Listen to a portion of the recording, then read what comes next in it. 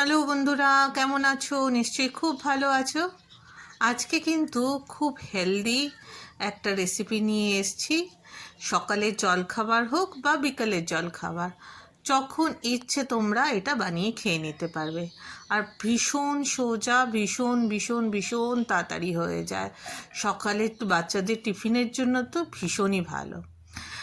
একটা পেঁয়াজকে আমি ছোট ছোট করে কুচিয়ে নিয়েছি।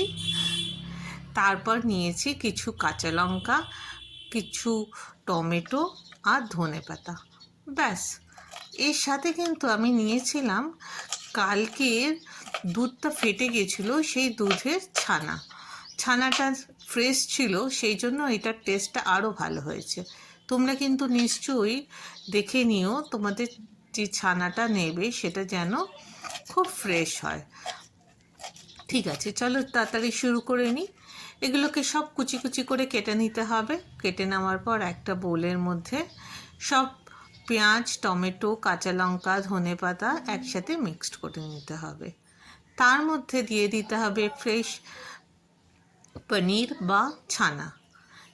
এর মধ্যে কিছুটা আমি সস দিয়ে দিয়েছি, চিলি ফ্লেক্স দিয়ে দিয়েছি, অরিগানো দিয়েছি, আর কিছুটা টমেটো সস দিয়েছি। এতে টেস্টটা কিন্তু আরও বেড়ে গেছে। আচ্ছা, এর মধ্যে অল্প করে চিজ কুচি দিতে ভুলবেন না কিন্তু। এখানে একটু চিজ দিয়ে দিলে স্যান্ডউইচের টেস্টটা আরও ভালো হয়ে যায়। ব্যাস রেডি আপনার স্যান্ডউইচ। শুধু ব্রেডগুলো নাও, ব্রেডগুলোর মধ্যে এই পুরগুলো দাও, ব্যাস একটু হালকা করে বাটার দিয়ে তাওয়াতে সেঁকে নিলেই কিন্তু রেডি আমাদের চিজ মশালা স্যান্ডউইচ।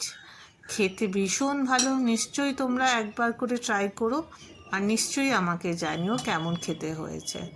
আর পারলে আমাকে লাইক করে দিও আর কমেন্ট করে দিও। Thank you.